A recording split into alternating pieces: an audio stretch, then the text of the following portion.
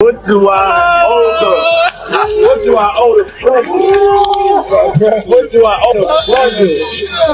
Last time we been together, we wash your car for you. We wash your car. We wash your car with no shame in our hustle. When you got them getting it to that wash, and you know that tip gonna be good like this right there, this coach. Y'all better start buying this slippery soap, man. Man, I ain't gonna lie. I've been holding a lot of shit in lately. Man, I just had like a 3.5 hour cry. The streets are buzzing after a surprise move no one anticipated as 50 Cent releases recordings that have Rick Ross visibly shaken and under serious pressure. This goes far beyond routine rivalry, marking a decisive escalation that sent shock waves through the culture. We break down how these high-impact clips surfaced and why their content has sparked such intense reactions behind the scenes. This wasn't a simple play. It was a strategic strike that changed everything.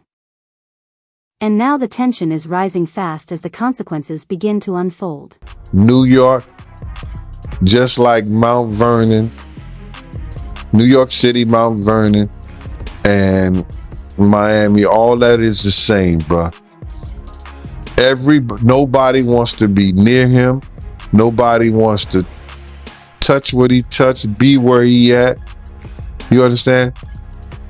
It's crazy, bruh, how his fall from grace,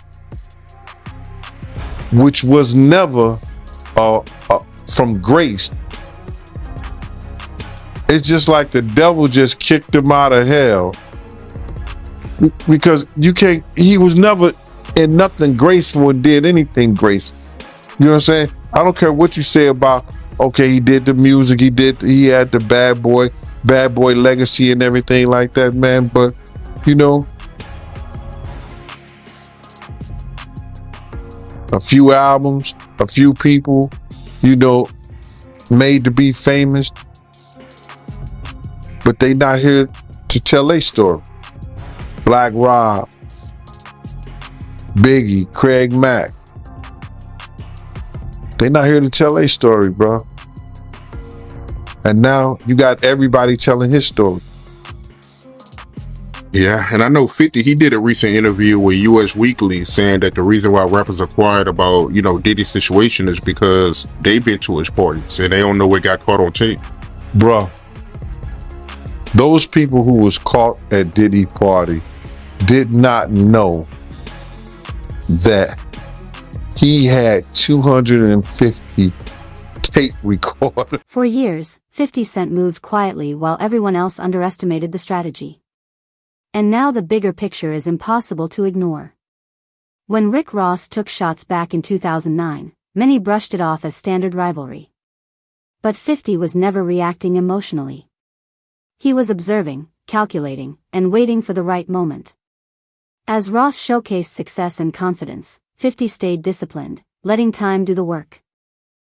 Then, just as Ross appeared most comfortable, the shift happened. Subtle online hints about image and authenticity turned out to be clear signals, not random comments. And then, without promotion or explanation, the recording surfaced, instantly changing the tone of the entire situation. The release sent shock waves across the industry, proving this wasn't impulsive. It was deliberate, strategic, and designed to make an impact that's still unfolding. 250 tape recorders in that house that they took, that the feds found. So now with them finding all that and you being at a Diddy party, you know you may have done something that was caught on one of those tapes. You just better pray to God that they don't recognize you. Those people who know that they did something, no, they're not going to speak out. They're not going to say nothing. What part of the game is that? They are not going to come forward and tell on themselves. Nah, not at all. Ice Cube, he said it himself, bro. He said that Diddy's been targeted because of what he said about those folks and those people. Now, the people who was on those tapes may feel like Diddy might be targeting them. Because if he's asked about who is this, who is that, and he's under oath with the federal government, he got to tell them. He's not going to plead the fifth. Yeah, I know that got to be a terrible feeling, man. You know you did something wrong at Diddy party, and you hoping and praying that it's not caught on tape. But they don't think they did nothing wrong. That's their lifestyle. That's their lifestyle, bruh. I ask guys all the time, if two men lay down, how many homos get up? What you mean? I mean what I mean. It's what it. The instant 50 released that tape, the entire industry felt the pressure, with executives scrambling behind closed doors, public relations teams shifting into crisis mode, and anyone connected to Ross or Diddy suddenly going silent. This wasn't trash talk or a cheap provocation. It was a carefully timed power move. When Ross appeared most confident, caught off guard in the middle of business, Ross initially brushed it off as noise until he actually saw what had surfaced. And that's when the mood changed completely. What followed wasn't laughter, but urgency. And according to those watching closely, this wasn't the main event. It was the opening act. The belief is that 50 has been holding leverage for years, waiting patiently for the right moment. And now the question spreading through the culture is simple. If this was just the first reveal, what's still waiting in the shadows? I'm 100% factual, but it's somebody in this story of things that seems more reliable than others, Race, is what I'll say it, just to protect my sources. But this source informed me of who these A-list celebrities are on these tapes that are being allegedly auctioned off online and through the networks. And it's put me in a little bit of a bind because I like to be fully transparent with the audience. I want to say things, but I also realize, from what I'm told, because again, I haven't seen them directly yet. I haven't, and I don't know if I want to. Race, I want your advice on that too. But the problem I have is just like, typically I want to report these things, but I got to be careful legally, ethically, morally as to what we report on here, because as Ariel, the lawyer here, did admit, and I can attest based on the information I got from a separate reliable source, people in these videos don't know they're being videotaped. That's a big issue, Race, right? Let's start out right there. If there are people on these tapes that don't know that they were being filmed, is that okay to talk about and to share? I have a big problem with that, as do you, Andy, and you tend to be an ethical guy and you're taking the high ground here. Notwithstanding the fact that you may have some significant information and reliable information, but the reality is that, look, I mean, if people were recorded non-consensually and you are the one to identify them, I think that's a problem, right? And I think anytime anyone has content, right, this is not an email, this is not a text message, this is video. And there's specific statutes, without using specific language I don't want to get into, but everybody knows what we're talking about here. It's Diddy with this person, I'll say that. It's Diddy with this person. Actually, yes. Yeah, and see, the problem is, again, like non-consensually recorded, you've got a victim here who may not want to be publicly identified. That's the problem. That's the problem. And they have a right to proceed if they want to, whether it's criminally or civilly, without being identified, because we know what's going to happen. As soon as they identify themselves, there's going to be a bunch of people that come out of the woodwork who are going to unequivocally harass them and claim that didn't happen, and they're making stuff up. And there's the victims that we want to protect here, and that's significant. Well, it's interesting because here's why I wanted to have this conversation, because I know a lot of you are like, Andy, just say it. No, I'm not going to say them, but I wanted to have this conversation as to why we're not saying it and why I think others haven't yet said it, Raised, because again, legally, ethically, morally, it's just not right. Now, there's an argument I've had with people who are like, well, they knew what they were doing with Diddy. Like these were consensual acts. Like they knew, and he filmed other times. So I don't know what the big deal is. It's gonna come out. It's gonna come out is what I keep hearing from other reliable sources. It may come out, but it's not gonna come out via me. That's just to warn you all, because I don't think it's wise for us to put out something like you just confirmed it without the consent of the other person in the video. Because again, from what I'm gathering based on all those times Ross insisted he had no real ties to certain figures are now being seriously questioned as these recordings completely challenge that narrative. What 50 released connects Ross to Behen dealings with Diddy that go far beyond casual encounters, presenting a level of exposure that's hard to dismiss. The audio even captures Ross speaking confidently about quiet arrangements with upcoming talent, making it clear this wasn't an isolated moment, but part of a larger pattern. Industry voices are warning that material like this can carry real consequences. And that's exactly why the reaction has been so intense.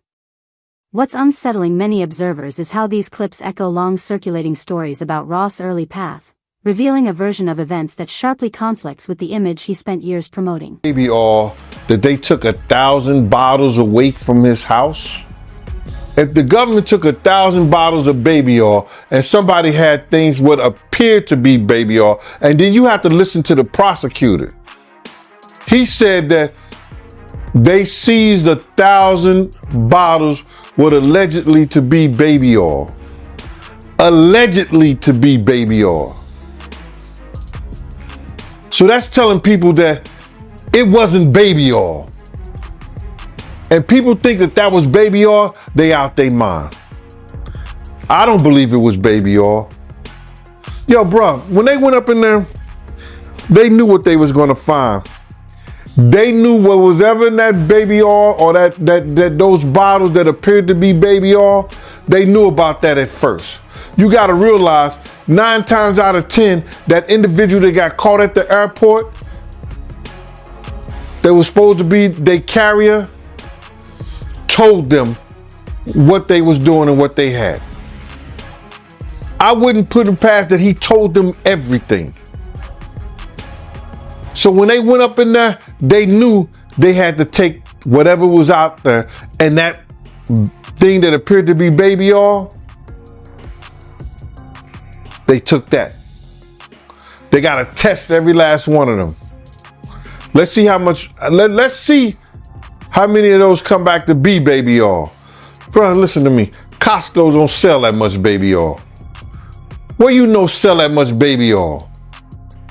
Yeah, I don't know any store that sell that much baby oil. I know Costco, they came out and said that they don't even sell baby oil. My sentiments exactly. But you personally, right, what do you believe was in the baby oil? If you ever seen a massage parlor being raided and they walking out the people, do they take the massage oil with them when they go? No, they just walk out the people who are being arrested. A person getting arrested and the people being arrested in those brothel houses. Do they take out the stuff in the brothel houses?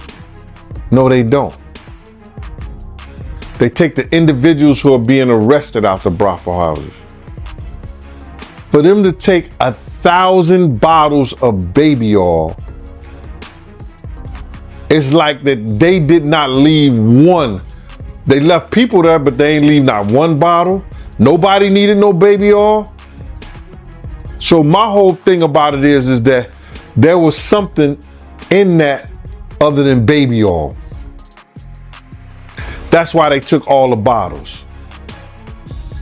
And 9 times out of 10, if I would give it a wild guess, it was, and like some of the people told me, it was probably that GHB.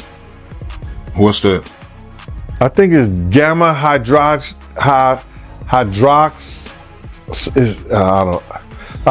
I looked it up, bro. Let me see if I can find it. I know this is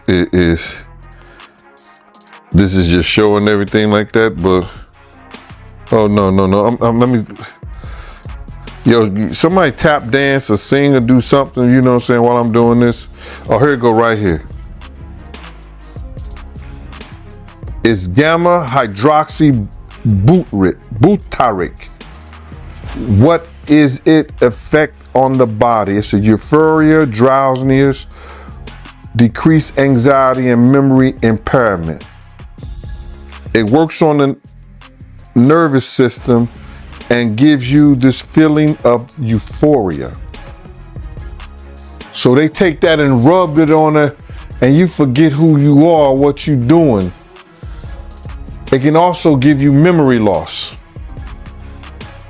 drowsiness, and that's under the DEA, the Drug Enforcement Administration. The entire industry is reeling with insiders describing the reaction to those recordings as watching a public unraveling in real time.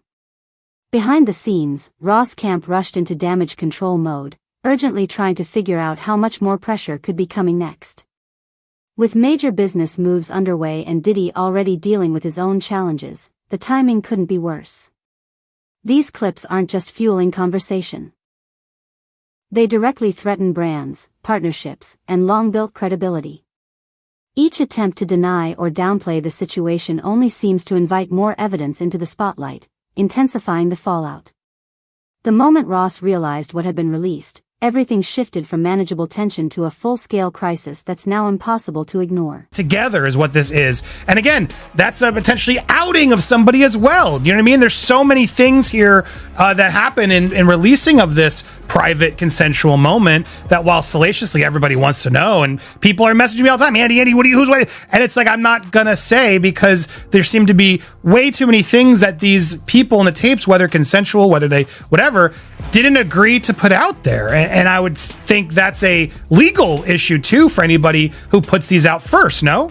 Yeah, you nailed it. You can't without the consent of the victim. That's the problem. Somebody thinks that somebody has no idea, right? You said, well, didn't they know they're being recorded? No. I mean, in these situations, the assumption is they did not know. And that's what we believe right now, is the victims did not know that they were being recorded. If the victim comes out and says, okay, yes, I knew I was recorded, and a statement is provided, that's a different story. But of course, you don't know that. So you, Andy, probably can't be the one to break that ice and be like, well, this is what I heard and this is what I know, and so I'm going to say it. And there's all kinds of hairy legal issues on that, right? With privacy and intrusion on seclusion is what we call it. It's a privacy violation. There could be defamation implications. There could be criminal implications. So you're doing the right thing by treading carefully, and I think more people should do this rather than get into speculation. Now, if you see the videos, even still, right? If somebody takes not to interrupt, but that's the question. Like, am I allowed to see these videos? Like, if I were to ask this source, show me the videos, do I put myself in worse legal jeopardy?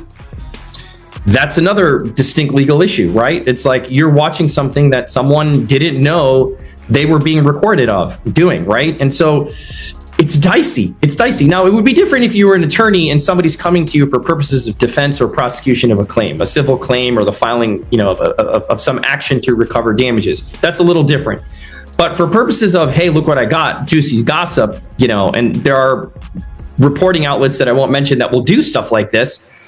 I don't know that it's the smartest thing to do. I don't know that it's the careful thing to do. That's for sure. Or it's the ethical or moral thing to do. Yeah, it is exactly not, Lord, but maybe this source will show you, and then you can verify what we know. But here's the other problem: even if we verify what we know, like as I watched what Ariel, the lawyer, got these tapes, and even again, I don't want to get into the details, any remote details that could help explain or allude to even more of theories that are out there, or debunk or confirm.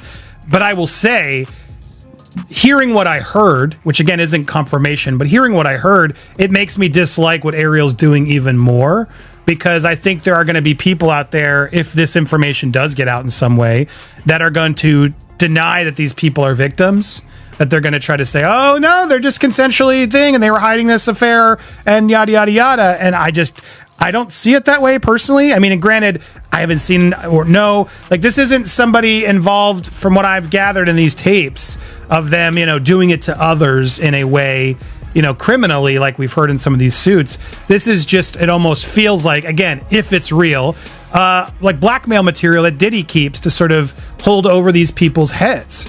And to me, that's awful to the people in it, whether they agreed or knew or whatever. It still just feels like that's no one's freaking business, and maybe they were doing it for reasons we don't know. Just because we saw it in the tape doesn't mean they weren't feeling pressured in other ways, right? So it's a heavy and complicated thing, but it's not a hard decision to say, I can't. Desperation set in almost immediately as Ross Camp scrambled to contain the damage, attempting takedowns while the material was already spreading everywhere. In a last-ditch effort to regain control, he reportedly pushed for answers about who recorded him. But by then, the situation had slipped beyond reach. As restrictions hit his main platforms, he resurfaced through alternate accounts, growing more erratic and undoing every attempt at damage control. Legal teams rushed to intervene. Business partners quietly distanced themselves. And yet, the spiral continued, pulling other artists into the mess, reviving old disputes, and raising uncomfortable questions about deals, numbers, and credibility. What made it worse was the public divide that followed, with some choosing sides, while others stayed silent, watching as his own reactions made loyalty harder to justify. Instead of stabilizing, each move only deepened the collapse, turning a crisis into a self-inflicted breakdown the entire industry couldn't look away from. 100% agree. Like, let's let this play out in the legal realm. If you ever get Ariel on your show, I'd love to talk with her and have this conversation if she's willing to do it publicly, because I still don't understand what her role is in all this. You know, and I've heard at times broker, I've heard at times advocate for victim, and I don't want to judge what she's doing or not doing. I'd love to just have a conversation about it, because I personally don't get it, right? This is a very sensitive thing. Again, if this gets turned over to the feds and the feds bring claims and this is outed, that's a totally different story. But the feds do what they're going to do. Like what we talked about months ago on your show, right? When this first went down, we knew when hard drives were seized and things happened that, look, they're going to build a case. They're going to build a case that they think they can prosecute. It's not for us to speculate what's there or what's not. But to say, you know, you have tangible evidence of something on camera that you've seen and that it's being sold in order to protect someone, to avoid being publicly named, which is what even the lawyers are now admitting. It all feels really dirty and shady, man. The only person that makes sense that could buy this is the victim, right? If the victim says, I don't want this to come out. Yes, it was consensual, but I don't want it to come out. I didn't know I was being recorded. Give it to that person.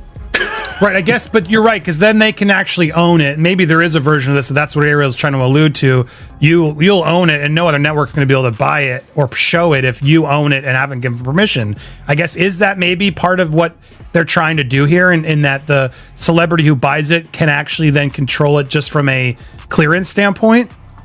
Yeah, I mean, look, it still raises some legal concerns, right? Because let me say it this way. If this was a transaction, if this is a business transaction wherein the victim is then acquiring the exclusive rights to this tape or tapes, and that the person who recorded it is avowing that they will not use it, I don't know where that leaves P. Diddy and the feds, right? But they have an independent right to bring this stuff to light if it gets prosecuted. But my point is, if you're transferring legal rights of this consensual or non-consensually recorded tape to the victim, I think that's a better position to be in. But then the question is this person even in a position to be able to buy the tape, right? Are they a high-level celebrity?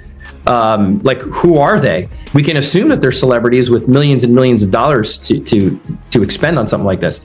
When everything erupted, the industry's real loyalties became impossible to ignore. Subtle moves spoke louder than statements, with quiet reactions and calculated silences sending a clear signal that support was slipping away. A few well-timed likes, unfollows, and song choices told their own story. While collaborations faded without explanation, and key figures chose distance over defense, vague posts about loyalty and consequences only fueled the conversation, leaving fans to connect the dots on their own without anyone stepping up to fully stand beside him. The message across the culture was unmistakable. Momentum had shifted, alliances were thinning, and Ross was suddenly standing far more alone than before. I gave him my card. My business card was savoir-faire, security, management, and everywhere. You know what I mean? So 50 did a song about that. You know what I'm saying? And he put that in the song. And some years about a year or so ago, not even a year or so ago, he said that when he dropped my name, he said, yo, I got the Savoir Faire, I got that from Big Gene. He been trying to tell y'all about this Puff shit years ago. But 50 was the type of dude that if you knew he was with you, he was with you. Even back then, he had your back whether you was security or whatever you did. If he was with you, he was with you. And that's what you gotta love about him. You know what I mean? You ain't gotta question his loyalty, you know what I'm saying, on some fight shit or if you in a situation. Cause he going out. Well, I guess you were hanging around him or knew him, right before he got shot. Well, what happened was that I had got some information. 50 came to my house. I tried to fit him on a vest, but I'm like, at the time I was like a 3X. And 50 was like a large, you know what I'm saying? So he couldn't really fit the vest, but I gave him a cover to try to tell him, because he had some pads, some vest pads. So I just told him what the situation was that I knew. And told him he had to watch himself because those cats was gonna come at him. You know what I'm saying? And he was like, yeah. And he was supposed to be going to Cancun. And I told him, if you come to Cancun, I got you, because I used to be down there doing security at Daddy-O's. You understand? And I had people down there that I had knew that was from Puerto Rico, and they was working down there, so they should make sure when I hit the island, anything and everything I needed, I could get it right there on the island. You understand? They work directly with the syndicate. So 50 was supposed to come down there to do a show, and he didn't make it because they had shot him up. I don't know if he was coming in the first place, but he was supposed to, because he was paid half the money to come down there to perform How to Rob an Industry Cat. And when was the next time you seen him after that? The next time I seen 50 after that was at Jack the Rapper. He had blew up. Man. He was like, he was this dude and everything like that. And I was sitting in we was in Puerto Rico, and I was sitting by myself, just chilling, and he had his whole entourage with him. He came directly over to me. He like, yo, Gene. I was like, yo, what up, Fifth? I said, what up, 50? He said, what's up, man? He said, yo, put his hand out to me, and he grabbed my, he said, yo, they can't stop what God got planned. Went on about his business. And then he blew up crazy. Crazy, man. Yeah. How do you feel about 50 going so hard at Diddy with the documentaries? And, what did he do to 50 that made him hate him so much, man? That's crazy. Well, I think it's just, you got to look at it like this. 50 was writing a lot of shit that made a lot of money for Diddy. And he knew back then in the day, he didn't know what he know now, but Diddy was robbing him. You understand? Bringing those kids in and say, yo, here, write this verse for me, man, for this, stuff like that, and giving them $5,000, you understand? Or $10,000, and you making $100,000 or $200,000 or maybe $2 million off of it, or $1 million, whatever the case may be. See, people call that good business. That's not good business. That's taking a person's talent, using it for your own self-indulgence, and not giving him what it's worth. When you could have been teaching these kids, you could have been helping these kids, and maybe these kids would have been helping you at the point you are right now. So,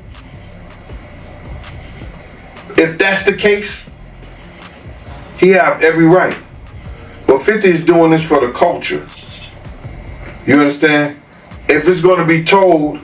As the fallout spread, label executives rushed into damage control mode, quietly canceling meetings, adjusting lineups, and keeping rival camps separated.